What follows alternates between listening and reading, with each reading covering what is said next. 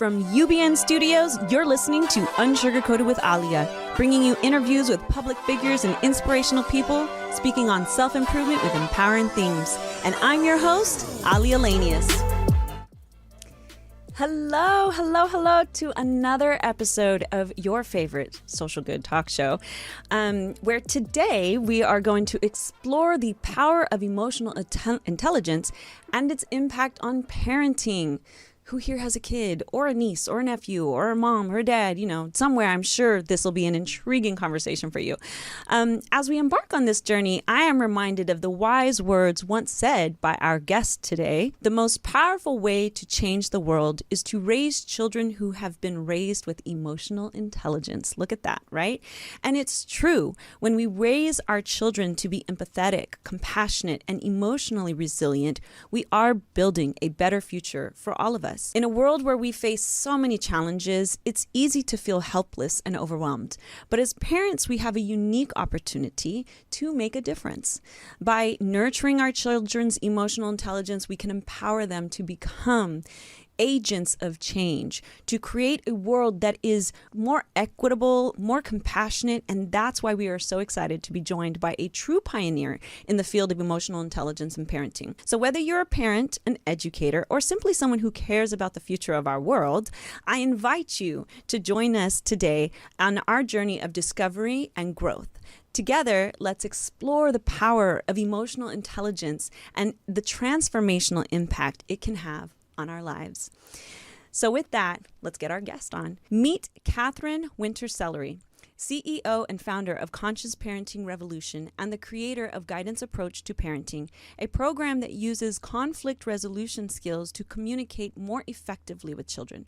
Her workshop, TEDx Talks, and best-selling book, 7 Strategies to Keep Your Relationship with Your Kids from Hitting the Boiling Point, have positively impacted relationships and brought healing and reconciliation in families. Join us as we dive into her methods and learn more about her journey. Ladies and gentlemen, please welcome Katherine Winter-Sellery. Hi, it's so good to be here. Thank you so much. I'm so excited to talk about this. I love it. Everything. Yeah. Thank you. Well, thank you. I know you're talking to us today from Hong Kong. Yes. So what's the time? I'm in LA, so I know that there's quite a significant time difference. It's tomorrow morning, so I can tell you how your whole day is going to go. I love it. You're in the future. Amazing. Well, Katherine, first of all, let's start off with, can you tell us about your background and how you got interested in conscious parenting? Yeah, my background was actually, I went to law school. I trained as a mediator and I was working in the business world. And then I just started having my own children. And when I started having my own children, my husband and I literally, I remember we had our first child and he was like 2 years old and he hadn't done anything horrible, but he'd done something that we knew required a parental response. And we struggled to know what and how to respond in, the word we're going to use is discipline here, but I almost hesitate to use that word because everybody associates discipline with some kind of punishment, right? Something that's going to happen to him in order for him to learn his lesson so that he'll become a good citizen and a thoughtful and considerate person. However, everything just felt wrong. It didn't feel right to do a timeout. It didn't feel right to do a naughty chair. It didn't feel right to do none of the things that were sort of accessible, in the general world at large that we saw were what other people were doing just didn't feel right. So we started our own parenting journey and just took trainings. And I really, honestly, it just became my passion. I just fell in love with this whole world of raising children to be considerate and conscious because I became more considerate and more conscious. And it was just my own journey in parenthood that kind of geared my whole career into a different direction. Right. Which it matters because, when you've had a child and you do understand whether you've had them or you're a caretaker or you've inherited a child, whether regardless, Absolutely. You're raising a child, yeah. right? and I have to tell you, like, my perspective of parenting, especially as children are small, it's kind of like planting a tree, right? And when you plant the tree, you have to put a stick alongside of a tree in order for it to grow up, right? Or it will go to the side and you won't have a tree that goes up. Though I'm sure when we walk into the forest, we can see a zillion trees that did not have a stick alongside of them. But, you know, and I love what you said right there, because there's boundaries. Like, I think people's perception of parenting, especially when you say conscious parenting, it's like, oh, so you think I'm just supposed to let my kid do whatever they want? And that, you know, it's like this perception of, well, that's, you know, like, I'm curious if you were spanked or disciplined at all, only because, like, I know I was. And actually, I wasn't just spanked, to be honest. I was, you know, definitely, you know, punishment back in the 70s was abuse. Let's just be real. I mean, it is. Not trying to be mean, you know, and there's a part of me that would like to say, and I'm going to get to the question here. There's a part of me that would like to say I'm a better person now for it. Like, I'm tougher and stronger. But you and I shared this conversation that really conscious parenting is not about that, right? I mean, it's pulling back on the trauma, still teaching boundaries, but infusing and empowering your child more than teaching them, hey, do what I say just because I said it, right? Like, what, you know, what inspired you, and what was your upbringing like, to be honest? Yeah. So I do remember when we had, you know, this conversation, and I think I might have said, and this is what I usually say around a question like this, is that if my parents had been more conscious, I don't think I'd be doing what I do. One of my TED Talks is actually on surviving unconscious parenting. So when we have been raised by parents who love us, and there's no doubt about the love, and I mean, I adore and loved my parents. And at the same time, I would say that there was the road to hell is paved with good intentions. Right. And the love is present and the good intentions are there, and the approaches and the lack of conscious awareness of their own projections, negative view of children, beliefs that get in the way of collaborative problem solving because they see that children have actions and behaviors which are not necessarily just developmentally appropriate or understandable or all the rest of it, but are punishable. Right. And you get to that negative view of children because it's so prevalent, and you get to the narrative around, you know, you're disrespecting me, or you're making me feel, or any of these kind of sentences where you're actually taking your narrative with or without the conscious awareness that you created it, blaming someone else for it, and then making them pay for how you feel as if they caused it. I mean, everything about this is insanity. You get that, right? Right. 100%. Yeah. Yeah, because really, I mean, it was just like, I remember getting hit on the head with you know, not sitting straight while my hair was getting brushed. And it's like, okay, the response was boom. And, you know, you're going to, you know, and it's like, yeah, that, look, and I love what you said. Love is there. But I was kicked out of the house at 14 years old and left on the streets because of tough love. And yeah, what did you do that was so diabolical, that required such extraordinary response? I exhibited independence. I didn't, you know, I did what every teenager does. I kind of rebuffed the rules, or I buffed, you know, I gave resistance. I said, oh, I'm a teenager, and that warranted. And as I always say, they were just emotionally unintelligent to say, okay, you know, I mean, and I want to save other people from that experience with parenting, which is why I love you know, having this conversation with you on what that really means. Absolutely. And I'm glad that you mentioned that, because if you have an autonomous child, the response is, how dare you, from an adult? How dare you exercise your autonomy needs and want to be self-directed and have an opinion or feelings and needs of your own that are different than mine? Because authoritarian parenting actually requires that you bow to me. You bow to me and you say, yes, sir, yes, ma'am, and just do as you are told. You become the pinnacle of obedience and compliance, and that's the objective. And my mom was from the Deep South. And so, you know, I think and I'm sure it's not just women from the Deep South, but when I think of women from the Deep South, I think of tiger moms.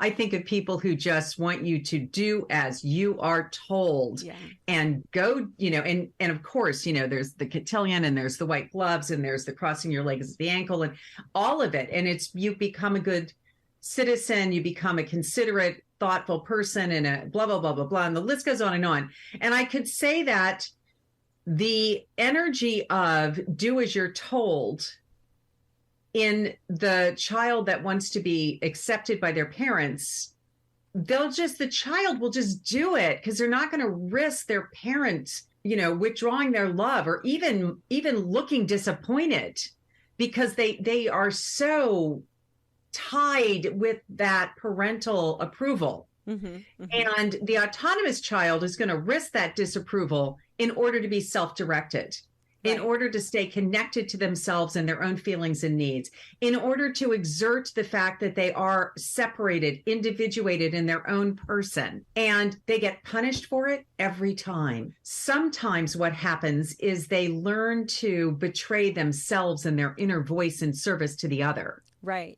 Right. Oh yeah. No, you collaborated it for anyone, the audience. I contribute to Aware Now, Social Cause magazine. We did an article on teen violence and awareness, and you were lovely and contributed quotes for that and I so recognized it. I mean, look, I went through a lot of sexual abuse from different people as a child, and because I was so afraid to speak up and I did not know how to stop these things when they happened, because I was told I was a child and I was to be seen and not be heard, and to not make other people feel uncomfortable. That's right. So how do parents, and actually I'm going to ask you this question, but I want to bring up a point. How do parents incorporate conscious parenting into their everyday life is the question. But I also want to share, I love this quip I heard the other day, or not quip, but a social media reel that was talking about the difference between an engineer and a shepherd as a parent, right? There's parents that think my child is my do-over, that they're my second chance. And they could take this approach of like, well, I'm going to make everything right, as if they're engineering, but we're not. We are shepherds as parents. We are overseeing and we're helping them grow and evolve and so forth. So, back to that question. How do parents incorporate conscious parenting into their everyday lives? With every word that comes out of their mouth and what they model. So it's back to this sort of, if I want to help you, then I need to support myself to be more conscious so that what I can be as the model in our relationship gives you something to model your behavior off of. And that's how we stop the transgenerational repeat patterns over time of just doing exactly what was done to me to the other, right. Which is why when, we started our parenting journey with our little boy, that's when it really, for the first time, like I was in the moment having that experience of, oh, wow, the words that are about to come out of my mouth and the actions that I'm about to behave are going to either be the wash and repeat cycle, which is going to pass down, or it's going to change. And so I got to be the change. I was the one who broke the transgenerationally, irresponsible response. It doesn't mean that you don't respond. It's not that you're permissive. It's not that you allow inappropriate behavior, thoughtless behavior to continue, but you're connecting to the behavior, to the child, and the way you're perceiving the behaviors. That's where the consciousness comes in. That's where, if you want to parent consciously, you begin to be aware of, what do I have to believe this about you? Okay. So if as a conscious parent, you just start asking that question, what do I have to believe? I was with a mom yesterday and she was saying to me, I've been doing this little class in my child's school, and they're kind of teaching very, I'm going to just call it like a lightweight course in parenting. And I said, okay, great. And she showed me the example that they'd been working on that day. And I said, wow, look at this. It said something along the lines of, I feel you disrespect me. And I was like, wow, that isn't even a feeling. That's a thought. Mm-hmm. And that's a thought that person is saying about that child's actions, that it's disrespectful. And I think we can all agree a child isn't in the mindset of what's respectful, what's disrespectful. They might be thoughtless. They might be immature. They are definitely thoughtless and immature. I mean, that's kind of the journey, isn't it? As the parents, we're taking a young child who hasn't thought about anybody else's feelings and needs. They don't even know that anybody else is in the room, by the way, some of them, right? And so for those children, basically we're helping them develop and consider other people's feelings and needs in the room, not just their own, and the art of perspective taking and being able to wonder, like, what's going on for mom when I do this, or my siblings when I do this, or my dad or grandma or grandpa or my partner, or whatever it is. And so as children get that support to be able to take into consideration other people's experience of their actions and behaviors, they might have that aha button go off. I can be considerate of other people without even realizing that they're learning how to be considerate. So, do you teach consideration by taking negative views of children and projecting it onto them? What does it take to be a conscious parent? I need to start becoming the observer of my own thoughts and wonder about some of the wild things that I think without becoming fused as though I think I am my thoughts or I think I am my feelings. Like we started with emotional resilience and what is, required to become emotionally resilient. Well, for starters, we have emotions, but we're not emotions. So the emotions flow through us, but we're not identified with them. Right. And I mean, if we can start to live where we're surfing the wave of the emotions without becoming identified with our feelings or acting out from our feelings, then our children have an example. They have that stick in the forest that's holding up the tree. Mm-hmm. Love that example. So they have someone who is living a centered, energetic field, who knows how to stay centered in the sense of self that's bigger than what's bugging them, so that they're not fused, merged, overcome by their feelings, but have the feelings fully, are present to the feelings, but not acting out of them. Right. I mean, that's another like cornerstone in conscious parenting, is just to stop blaming anyone for how you feel. You make me feel. And then sometimes it's that whole statement. Mm-hmm. And people give a thought, which is their own mind projecting someone onto someone else, their thoughts, and then making that person responsible for their thoughts and then the feeling. It's insanity. It's also, I think, the cornerstone of gaslighting.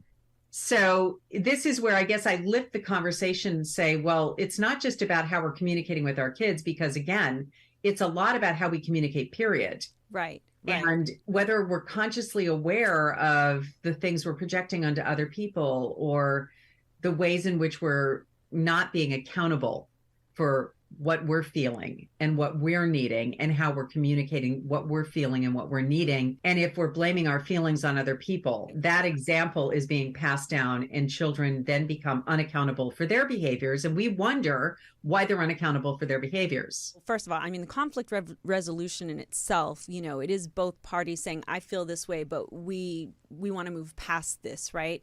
When you look at generational child abuse, there's a very important thing people need to understand. Your kids will not grow up to do what you say. They will grow up to do what you did, right? Mm-hmm. And in order to break that cycle, understanding what gaslighting is, understanding that, your kids are not always responsible for your feelings, even though it's okay to have them, but it's still our job to work through and teach them and explain or help create a better environment to shift what is happening, instead of just saying, you're making me angry, right? As if they know what to do with that. We hear them all the time. And sometimes the words flow out of our mouth. You make me feel angry. Look at what you're doing. How could you give me these gray hairs? I mean, anything like that, right? We're back into blame consciousness. Mm-hmm. And we're really modeling for our children that other people have the power and control over my emotional realm. I don't. Mm-hmm. Mm-hmm. And embedded in that, not only is the lie that other people make me feel, no, people are a catalyst that give rise to a response within me. And so we acknowledge the fact that if this event hadn't happened, I wouldn't have been catalyzed into the experience I'm having internally right now. Mm-hmm. But if you have 100 people in a room and the same event happens, there'll be 100 different experiences of Right. it. So it can't possibly correlate that this thing made me feel, because how could all of us have different feelings about it?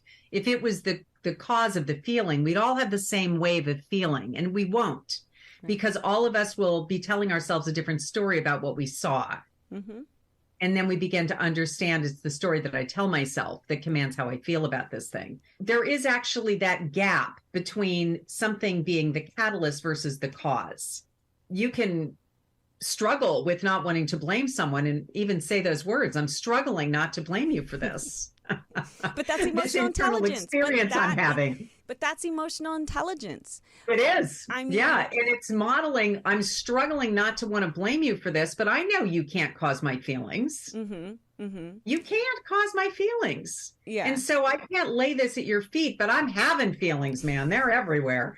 I'm having a lot of feeling right now. Right. And just as you begin to language it that way, wow, I mean, you've created so many distinctions for this child. I made a mess. I'm not a mess. That is huge. Mm-hmm. Mm-hmm. It really is. So just the way you language that one thing, the child themselves begins to understand the difference between the names they call themselves and what they allow other people and the names other people call them, so that they can become assertive in order to not allow other people to call them names, and be able to make distinctions that many adults around them won't be able to make. And these might seem like little things. They're not. Right. These are massive distinctions that support people with beginning to get a sense of, oh, okay. I mean, and it's huge. I can remember my daughter, and she'd have like all these, of her little girlfriends over, and we'd be sitting in the kitchen, and my own daughter was working through this idea that other people didn't make her feel. And she, and I can remember just sitting around the table, and everybody was really chewing on this, like all of her little friends, and we'd be talking about this whole idea of, really, other people don't make me feel like. That's how lost people are, including myself. At one time in my life, I had no idea that I wasn't just always in reaction to what was happening in my outer world or my inner world, right? Whatever Right. was being stimulated. Like there had just been no context Right. for me to grow up understanding there was a connection between the inner and the outer, but I didn't know what it was. Nobody in my world ever made a distinction. I was raised in the land of there being, I would just say, emotional blackmail. So speaking to like the transition between, the little kids, this true statement, true thought. Every time I see somebody on, they're announcing their first child and their new baby, and they're like, oh, I could not love something so much in my life. And I'm like, just wait till they're teenagers. Okay, literally, unsugarcoated, just wait, because I love my kids, but Katherine, sometimes, Yeah, I know. I'm thankful I can say I've actually done a good job of, I became the mother I wish I would have had. No, not to be mean, but I wish I had. And by no means am I a perfect mother, but I am definitely, there for my kids and always will be in a different way.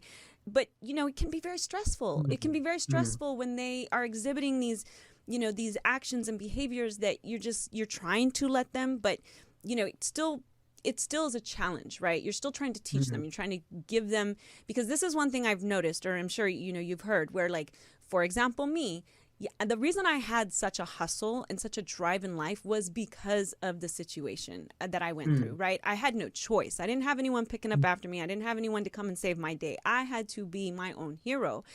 And when you have children that are brought up in a completely different environment, because of course that was my goal, for my kids to not have to go through that, then they have a different experience. Their references are different. Their experiences are different. And so in trying to be an emotionally intelligent parent, when I hit those moments of intensity, what advice do you have for parents who feel overwhelmed and are unsure about how to practice that in probably what are some of the most critical moments of their life? I guess the first thing that pops into my head is that, for starters, let's just create an ecosystem. I love your forest example. So let's extend the example. So if we create an ecosystem then the ecosystem itself gives rise to a certain type of environment that will either grow this tree or that tree, or the tree will die. Okay. So I was working with a family, and right now they're struggling because the 16-year-old is moved out drinking too much, you know, all these different behaviors that are risky and dangerous and really worrying. And when we were talking the other day, this boy and I said something about, well, what's your dream? You know, what is it that just lights you up? And he said, well, yeah, I really like to be in the NBA. And I was like, phenomenal. Yay. You know, well, there are actually, you know, schools where you could literally do your craft, and there would be an opportunity for you to see if you could actually make it. And he said, well, I don't know, because I'm not sure that I could stop drinking and smoking. I said, how come? He said, because I've tried and I wasn't able to. I said, oh, okay. Well, did you create the ecosystem around you to support that actually working? And he was like, what are you even talking about? And I said, well, you know, in certain ecosystems, for example, like AA or NA, I mean, you actually have a community that supports you when it gets tough. Right. And you've got somebody who's standing for you. Right. A sponsor. When you have trouble standing for yourself. And he just looked at me and he said, yeah, no, I never tried that way. And I said, well, that way is going to help you more than doing it all by yourself. If you create that ecosystem around you, then you have a better chance at adopting the habits and the behaviors that are going to lead you to a successful outcome. Totally so the agree. ecosystem is what? It's transparency. It's, I love you, warts and all. It's, there's no behavior you can't come and tell me about that we can't talk about. It's that kind of open, honest communication. And that is the environment or the ecosystem, I believe. If you do the land of rewards and punishments, then that transparency won't exist. Parents don't want to create atmospheres where people can't tell them the truth. Of course not. However, without knowing it, that's exactly what they've done. Right. Well, but you know, I mean, I think that too, to add to that, it's, look, a child can still, I know with all my kids, I'm like, you know, I really want you to know you can come to me, right? But they'll still hide things or do things. But you know what? So did I as a kid. You know, I feel like when our kids do make a mistake, it's so hard for a lot of adults to remember, I was a kid once too. And maybe I didn't always make the best decisions. But like you said, when you create that ecosystem where there is a family that's unconditionally loving and supportive to them, you know, it is a gift. And you know, I remember one time, I heard one time somebody say, I didn't have a role model growing up. And I think that a lot of people don't recognize we do, it may not always be good role models, but at the end of the day, our parents are our first set of role models. If I had have had a supportive family, these things would not have happened to me. And in their desire to teach me a lesson, it just further propelled me into very dark places before I finally found my footing and figured it out, you know. But then, you know, and then later on, that when people wonder why those children with trauma grow up and then they're very independent and they don't need validation from any other person, like that can be a good thing. But then, you know, do you have people missing out on relationships later on wondering why? And I think that's a very big reason why you'll have many people like myself that don't have relationships with their parents when they grow up. Yeah. For that very reason, right? You know, yeah. I remember running a workshop. I had a group of men and we were going around the table, and the way I used to run the training was I had mostly women who would attend my in-person trainings in Hong Kong for like decades. And at the end of every 8-week cycle, I would run a, what was it called? Dinner and a show. And we'd book it at the club, and there'd be the dads. And I would know that half the dads in the room were forced to be there. Like their wives would say, you know, it's the end of this thing, and I want you to go figure out like what I just learned for 8 weeks and blah, blah, blah. And so they'd come into the room, and a lot of them were like this, you know, like body language saying it all, right? Yeah. Right. I can't believe my wife made me be here. There was like a moment we go around the room and, you know, tell me about, you know, something it's on your mind with relationship to your kids and a, you know, problem that you'd really like to see shift. and how were you raised, and so forth and so on. And some guy said, well, my parents hit me, and I'm fine, almost like a justification for why it's okay to hit children. And as we went around the room, we got to another man, and he said, my parents hit me too, and I'm not fine. Mm. And he opened up the room for truth and vulnerability. Right. And he said, I'm not fine. I struggle with it every day. Mm. And I struggle with our relationship and acting like everything's okay when it's not. And what they did was not okay. Right. What they did was not okay. And so we can just move on, white knuckle it, justify appalling child abuse as, well, we have to be responsible, and we have to, do what teach is consequences. Needed for our boys to be boys, and, for girls to behave. And I remember, you asked what was my parenting like. I have vivid memory of my dad pulling the station wagon over and dragging my sister and I out, who were in the back seat, just arguing like crazy and spanking us, and I just think, oh my God, he was out of control. Right. He was out of control. Yeah. He needed to learn how to manage his own emotions. Right. And you probably didn't end up in an abusive relationship, but many young women and men who actually experience that type of behavior, they grow up and that's just what families do. That's love. Right. That's love. Yes. That's not love. Yes. That's not love. And that's so dangerous. Yeah. Oh my God. It's so dangerous. And that transgenerational trauma. And if you don't want your kids to be drinking and you don't want them to be out partying, then what are you doing at home? Right. If you don't want them to be smoking, what are you doing at home? If you want them to value kindness and consideration, what are you doing at home? I mean, it's just the values. Like, what are we living, and what are our children seeing as their examples? And when we see things in their own behavior, a conscious parent can start by saying, is there something here that's being reflected back to me? Right. That I get to look at within myself and what I'm modeling for my children before we start to work on them. Right. Ultimately, the emotional intelligence and the conscious parenting, it is a form of problem solving in such a different way. It is that conflict resolution of recognizing, I know you as my child did not get up today with the intentions of making, life difficult, but that's just and their perspective is so limited, right? It's like they don't often understand, but to identify it and address it and approach it in a solution oriented way, it generally makes such a difference, I think. And I think that a lot of people right now, statistics are underselling, like, if you don't raise your kids with difficulty and challenges, then a generation or two, your family will be in chaos and nobody will have, hardworking ethics and things like that.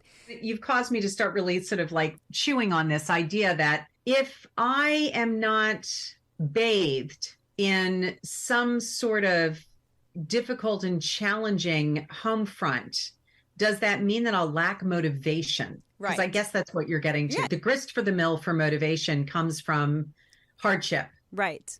So what I would say is, if you've experienced the hardship, you will have more profound unmet needs. And the motivation for all of human behavior is to meet our needs. Mm-hmm. Mm-hmm. So are you raised in a family where so many of your needs are met that there are no unmet needs, and therefore will I lack motivation? If you look at Maslow would say, actually, it's not until your underlying needs are met that the need for self-actualization can even arise. Exactly. So I go to, well, no, I think that, we're just spitballing here. I don't know the answer to this, but as you and I chew on it, I think to myself, well, I wonder if what might happen is that we would have a generation of children whose needs for safety, psychological safety, emotional safety, belonging, acceptance are so met, and that they have the skills for being able to articulate and feel into the distinctions between, like, my sense of something versus yours when you're projecting on me, knowing how to clarify all of that. Right. They're so emotionally unbaggaged with other people's projections that they actually have the freedom to begin to allow this part of themselves that naturally and normally would emerge if more people's underlying needs were met, just using Maslow's hierarchy, that there would be more and more people who are self-actualized. No, you're so spot on. Because it wasn't until my needs were met that I worked, don't get me wrong, and there was a lot that I did and accomplished, but it was from that need. But boy, when my evolution became my revolution. You're amazing, Katherine. I'm going to spend 2 minutes to just do some fun rapid fire questions, and we're going to wrap it up and get out of here. But you are amazing. So first off, if you could have a superpower, what would it be and why? Superpower, what would it be and why? Superpower, what would it be and why? Being able to see everyone beautiful. Oh, I love that. Consistently see past the tragic expression of their unmet needs. Aww, consistently see past my reactivity and be able to see to the core of the human being and the heart that's there. Oh, I love that. I love that.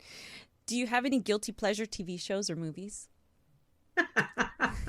I binge. I definitely binge. And I watch some goodies and oldies. Like I'm currently binging on How to Get Away with Murder, or whatever that show's called. Oh, how funny. Okay, I'm gonna have to check it out. Oh my God. What was the last book you could just not put down? Well, I guess this is the one that I go back to. It's a little bit of the Bible for me. And it is The Drama of the Gifted Child. The Drama of the Gifted Child by Alice Miller. I just go back to that book. I have it right here. It's just like one of those that I dip into it. She was so clear. Oh my goodness. I love that. Well, we are almost out of time, so I have to close out. But oh my goodness, Katherine, you're amazing. Where can people stay connected to you? Well, go to freeparentingbook.com and you can download my book, 7 Strategies to Keep Your Relationship with Your Kids from Hitting the Boiling Point. Mm-hmm. And at freeparentingbook.com, it'll link you into my entire ecosystem. Amazing. Amazing. Well, thank you so much, Katherine. I appreciate this has been so fun. Loved our conversation. Thank you. Thank you. And to you at home, as we come to the end of our interview with Katherine, we are left with a sense of hope and possibility. Katherine has shown us that by cultivating emotional intelligence in ourselves and in our children, we have the power to transform our lives and our world. We have learned that parenting is not just about raising happy, well-adjusted kids, but about building a better future for everyone. It's about teaching our children to be kind, compassionate, and empathetic, and to see the humanity in all people. So as we go on about our day-to-day lives, let us remember the lessons we have learned from Katherine, and let us strive to be better parents, the best educators, and the best human beings we can be. Let us be guided by the principles of emotional intelligence and use them to create a world that is more equitable and more compassionate for all. Thank you, Katherine, for sharing your wisdom and your insights with us today. She has inspired me to be the change I want to see in the world, and for that, we're truly grateful. And to everyone at home, thank you for tuning in. Be sure to comment, like, and share. Go to our website, www.unsugarcoatedmedia.com. Sign up for our newsletter so you can be in the know. And of course, as always, thank you for letting us be unsugarcoated. Take care.